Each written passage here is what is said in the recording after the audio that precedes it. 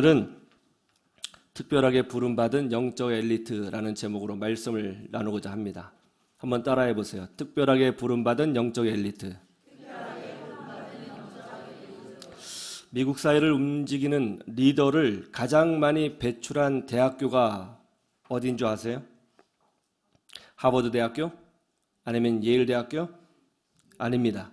미국 사회를 움직이는 리더들을 가장 많이 배출한 학교는 웨스트 포인트 사관학교입니다.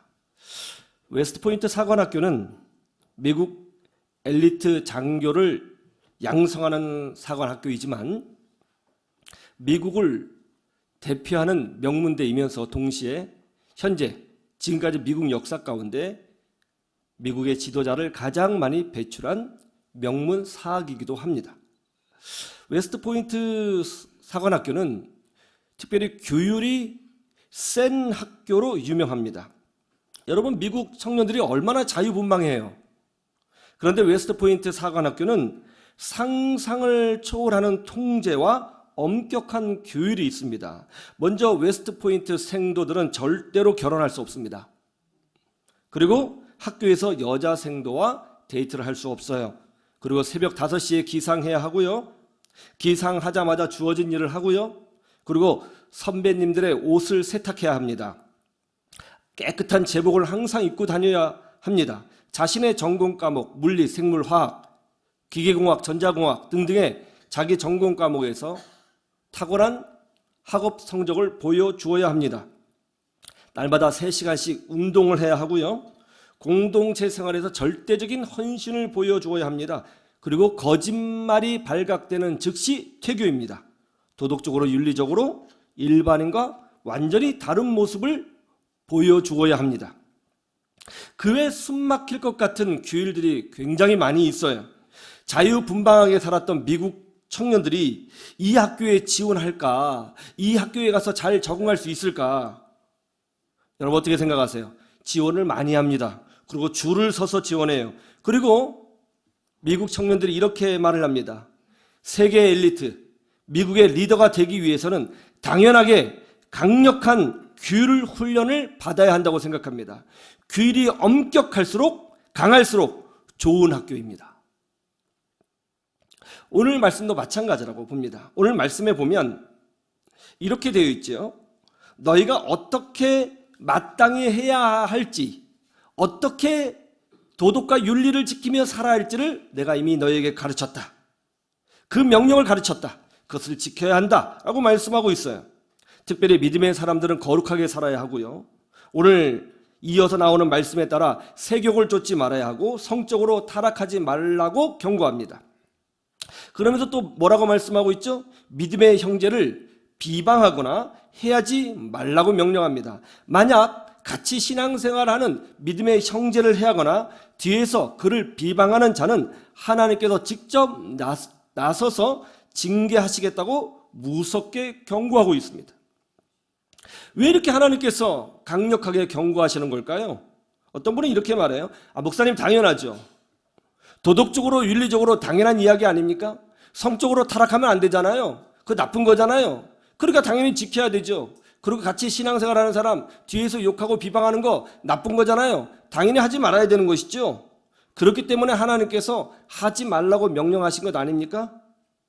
여러분, 당연하기 때문에 도덕적으로 윤리적으로 당연한 거니까 하나님께서 하지 말라고 하셨다. 그렇게 생각하세요? 물론 굉장히 중요한 내용이죠. 세상 사람들도 알고 있는 내용이니까 우리도 알아야 되는 것이죠. 당연하게 생각하는 것이니까 당연히 지켜야 되는 것이죠. 그런데 하나님께서 우리가 그렇게 살아야 될 이유를 이렇게 말씀하셨어요. 5절 말씀 한번 보세요. 5절 다 같이 뭐라고? 시작. 하나님을 모르는 이방인같이 세욕을 따르지 말고. 누구처럼 세욕을 따르지 말라고요? 하나님을 모르는 누구처럼? 이방인처럼. 여러분, 하나님을 모르는 세상 사람들은 성적으로 타락하는 것이 나쁜 일이라는 것을 몰라요? 다 알아요. 교회 안 다니는 사람들도 다 압니다. 그렇지 않아요? 그런데 왜 오늘 말씀에는 하나님을 모르는 이방과 같이 세욕을 따르지 말라고 말씀하셨죠? 우리는 여기서 우리가 성적으로 타락하지 말고 또 같이 신앙생활하는 믿음의 공동체 안에서 같은 믿음의 형제들을 비방하거나 해야지 말아야 될 이유가 무엇인지를 분명히 발견할 수 있어야 돼요. 이것은 단순히 도덕의 문제, 윤리의 문제가 아니에요. 단순한 도덕적인 문제, 윤리적인 문제가 아닙니다. 이 말씀의 핵심은 이거예요. 너희는 세상 사람들의 수준과 같이 살지 말라는 거예요. 왜요? 너희는 특별하게 부름받은 영적 엘리트이기 때문에 세상 사람의 수준으로 살지 말라고 말씀하고 있는 겁니다. 여러분, 우리 예수 믿는 사람들은요, 세상 사람과 수준이 다릅니다. 그리고 목적이 다른 사람들이에요. 우리는 그냥 이 땅에서 먹고 살다가 하나님의 도움이 필요하니까 하나님 믿고 교회 다니다가 때가 되면 늙어서 죽는 그런 존재가 아니라는 거예요. 하나님이 우리를 부르신 것은 영적 엘리트, 세상을 변화시키는 존재, 세상 사람들에게 하나님 나라의 능력을 보여주는 존재로 세우시기 위해서 우리를 부르셨다는 거예요. 그러니까 너희들은 세상 사람들의 수준으로 살지 말라는 겁니다. 엘리트로서 더 거룩하게 살아야 한다고 말씀하고 있는 거예요. 우리는 세상의 수준을 뛰어넘는 사람이 되어야 하는 것입니다. 우리는 세상의 빛이에요. 우리는 무지한 세상을 이끌어가기 위해서 부름받은 특별한 존재예요. 이것이 하나님의 말씀이에요. 여러분, 최근에 놀라운 사건이 있죠?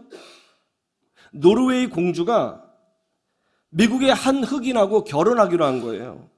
그런데 이 흑인은 누군지 아세요? 주술사예요.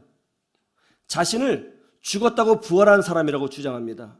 그리고 자기는 영계를 볼 수 있다고 주장하고요.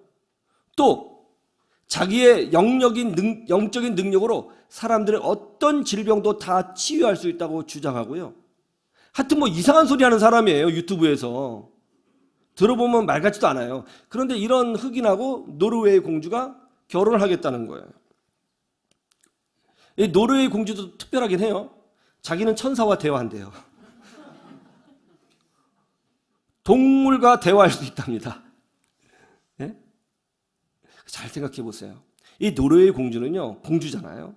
어려서부터 유럽 내에서 최고의 학문을 교육받은 사람이에요. 최고의 명문대를 나왔고요. 논리학을 배웠고, 과학을 배웠고요. 인문학을 배웠어요. 제일 똑똑한 사람이에요. 제일 많이 교육받은 사람이에요. 그런데 이런 소리 하고 다니고 이상한 소리 하는 사람하고 결혼하겠다는 거예요. 여러분, 사람이 대단한 것 같죠? 이게 인간이에요. 코로나 기간에 백신을 생산했던 아스트라제네카라고 하는 회사가 있죠. 최근에 이 백신을 모두 다 철회했습니다. 왜냐하면 이 백신이 일으키는 부작용이 너무 많고 그것이 예측할 수 없을 정도로 감당할 수 없을 정도의 수준이기 때문에 백신을 다 철회했어요. 여러분, 이 백신을 강제로 접종했을 때 어땠습니까? 최첨단의 의학기술로 만들어졌고 부작용이 경미할 거라고 이야기했잖아요. 그런데 여러분, 이 백신 한번 맞잖아요? 몸 안에 생긴 혈전이 평생 돌아다닌답니다. 근데 어떻게 됐어요? 그렇게 과학기술을 자랑했는데 어떻게 됐어요? 여러분, 이게 인간이에요. 제가 아는 분이 카이스트를 졸업했어요. 과학을 공부하신 분이에요. 그런데 이분이 몸에 부적을 갖고 다니더라고요. 애군을 떨쳐버리겠다는 거예요. 사람이 대단한 것 같죠? 굉장히 똑똑하고 대단한 존재인 것 같죠? 어떤 면에서는 그래요. 그러나 깊이 들여다보면 엉망입니다. 지금 보세요. 우크라이나 러시아 전쟁을 보세요. 청년들 30만 명이 죽었어요. 이스라엘 전쟁을 보세요.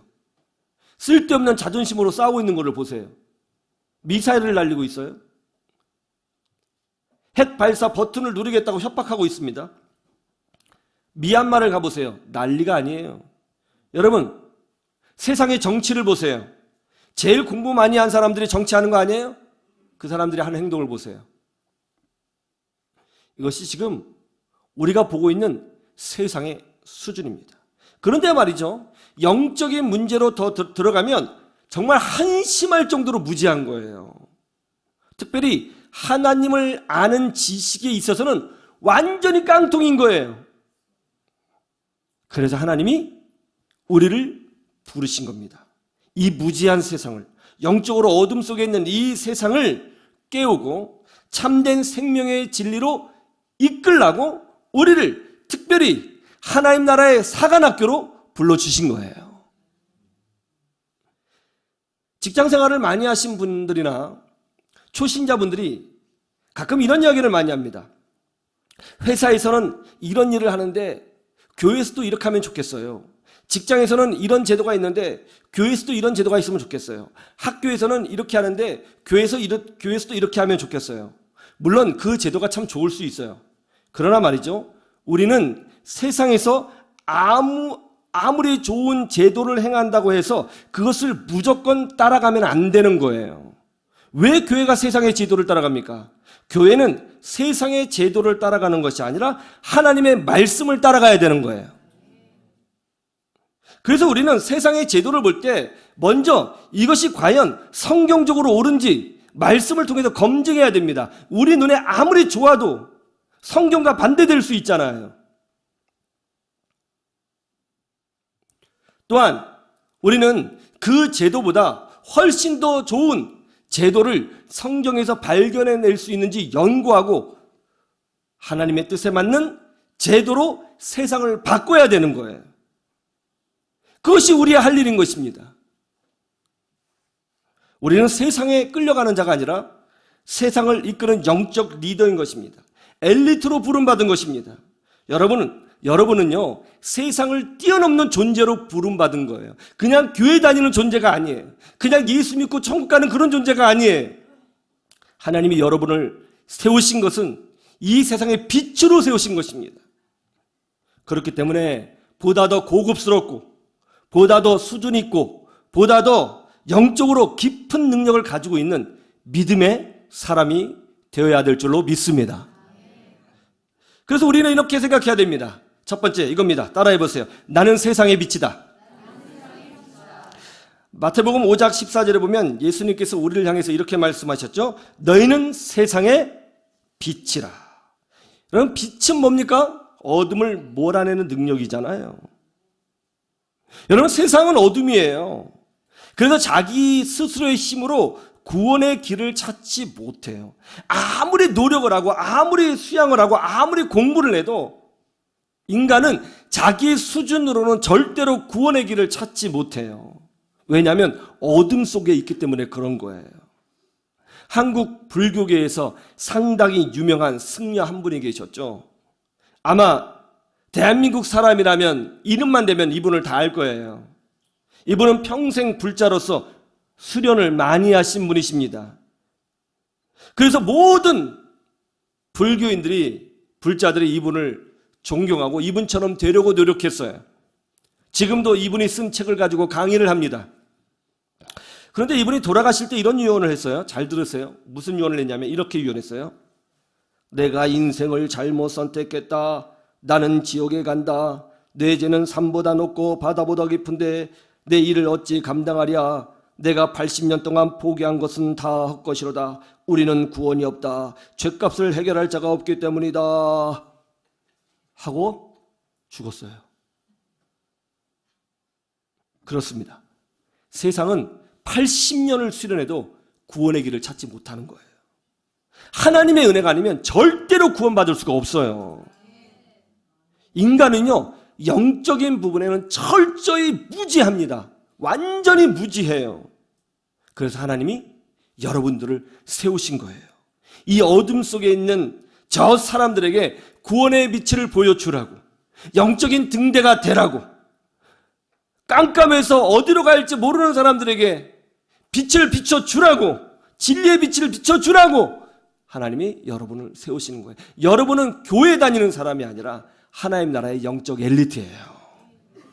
그래서 로마서 10장 13절에서 15절에 뭐라고 되어 있는지 아세요? 한번 보세요. 찾아보죠. 로마서 10장 13절에서 15절.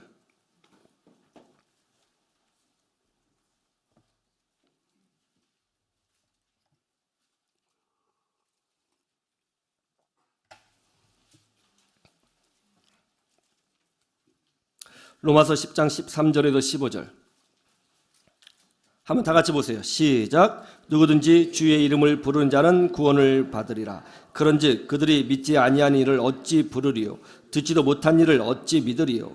전하는 자가 없이 어찌 들으리요? 보내심을 받지 아니했으면 어찌 전파하리요? 기록된 바 아름답도다 좋은 소식을 전하는 자들의 발이여 함과 같으니라. 전하는 사람이 없으면 세상이 어떻게 진리를 들을 수 있어요?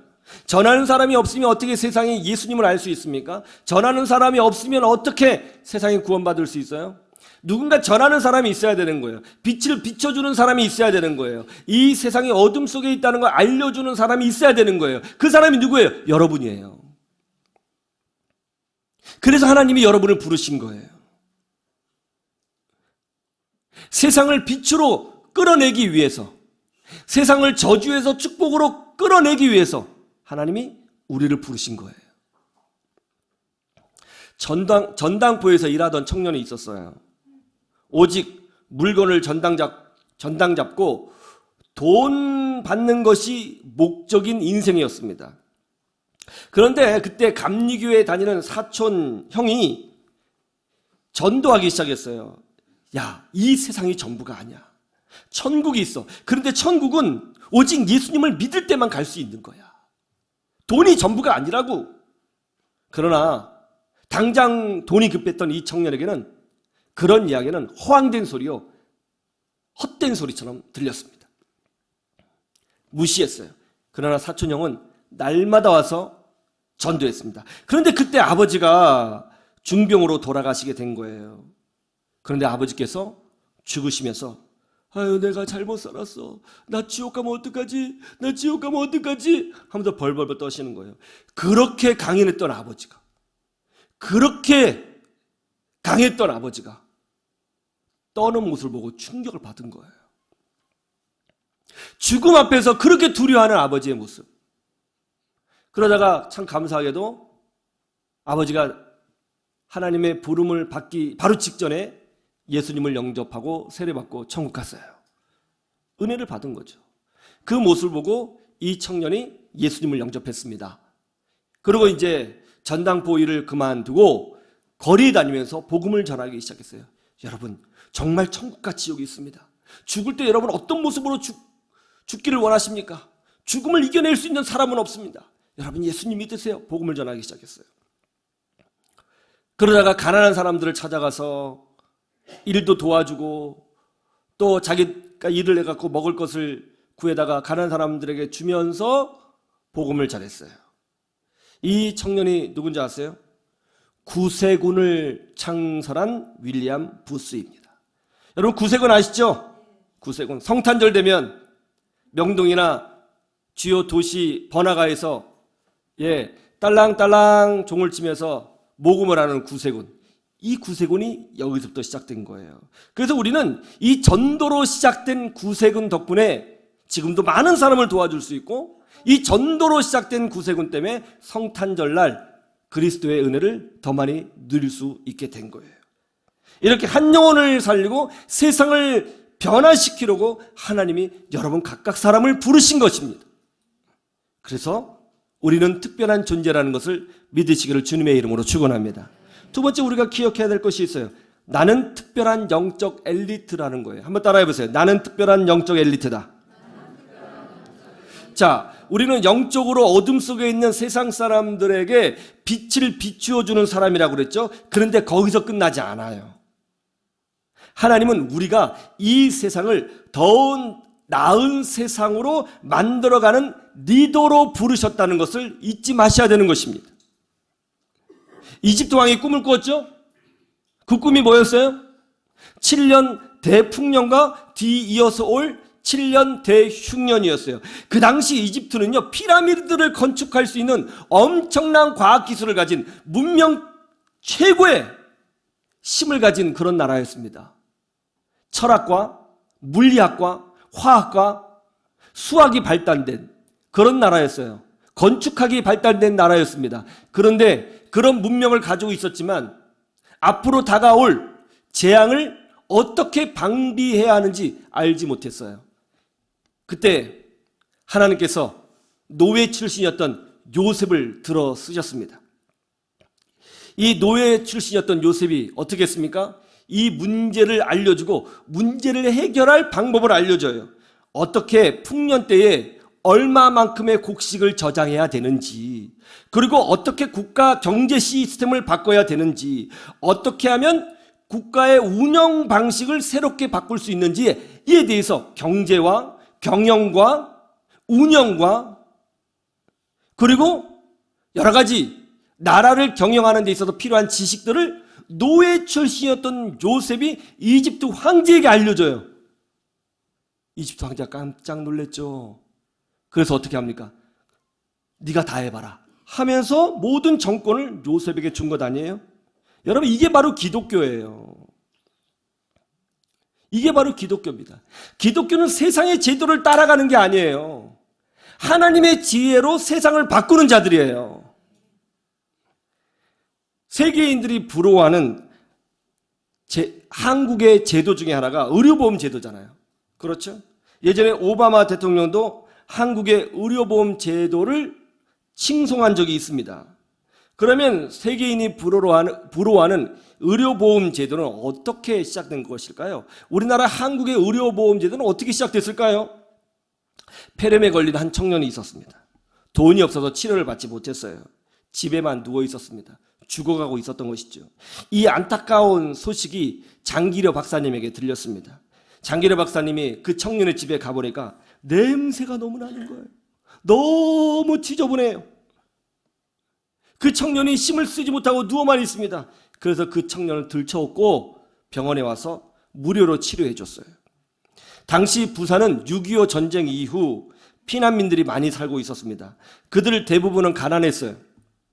그래서 장기려 박사님이 부산 영도에 천막으로 임시로 병원을 만들어 놓고 가난한 환자들을 무료로 치료해 줬습니다.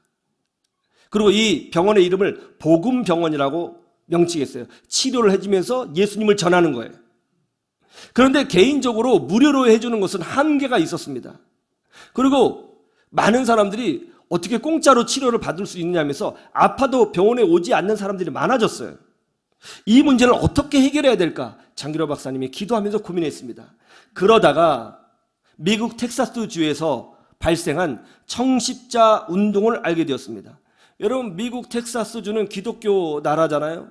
거기에 한 신학교에서 시작된 이 청십자 운동을 알게 된 거예요.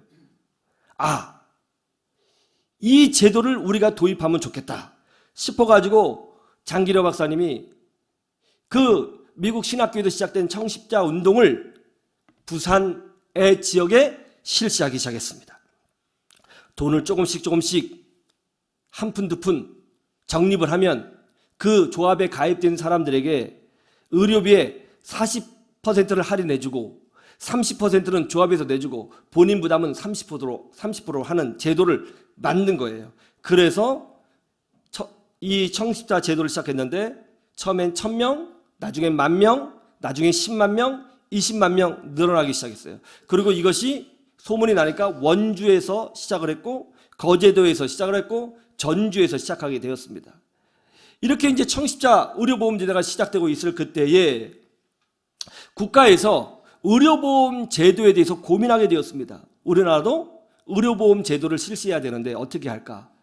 그때 알게 된 것이 부산 지역의 청십자 의료보험 제도였어요. 그래서 국가가 그 제도를 하나도 손대지 않고 그대로 국가의 제도로 수용해버려서 전 국민이 의료보험 혜택을 받도록 만들어준 거예요. 그 복음병원이 지금 고신대학교 의과대가 아닙니까? 그죠? 이것 때문에 지금 얼마나 많은 국민들이 도움을 받고 있어요. 이게 바로 기독교예요, 여러분. 기독교는 세상의 제도를 따라가지 않아요. 기독교는 세상을 따라가는 자가 아니라 하나님 말씀으로 세상을 변화시키는 거예요. 성경을 통해서 하나님의 뜻이 무엇인지, 성경을 통해서 무엇이 이 세상을 밝게 만들 수 있을지 고민하면서 세상의 지혜가 아니라 하나님의 지혜로 세상을 압도하는 것, 이게 바로 기독교인 것입니다. 그래도 우리가 확실히 믿어야 될 것이 있어요. 뭐냐면 성경은 세상보다 훨씬 크다는 거예요. 한번 따라해 보세요. 성경은 세상보다 훨씬 크다. 믿습니까? 여러분 믿으셔야 돼요. 세상은 영적으로 무지해요. 엉망입니다. 이 세상을 돕고 살릴 수 있는 사람들은 우리들밖에 없어요. 그래서 우리는 특별하게 부름받은 영적 엘리트인 것입니다. 저 세상은요, 병들어 있어요, 여러분. 오직 하나님의 말씀만이 세상을 치료할 수 있습니다. 그러므로 세상을 따라가는 자가 아니라 하나님을 기쁘시게 하는 사람으로 살아가기를 주님의 이름으로 축원합니다. 주님의 이름을 위하여 쓰임 받겠다 여러분 결단하세요. 있는 데에서 내가 빛이 되겠다 결단하세요. 있는 데에서 내 이웃에게 빛이 되겠다고 결단하십시오.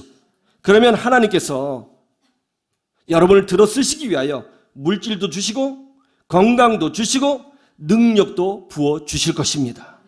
그래서 우리는 이렇게 부름받은 존재이기 때문에 세상보다 더 거룩하고 세상보다 더 부유하고 세상보다 더 고급하게 세상보다 더 은혜롭게 믿음 가운데 사는 사람이 되어야 하는 것입니다. 이 믿음으로 쓰임받는 인생들이 되시기를 주님의 이름으로 축원합니다. 축원합니다.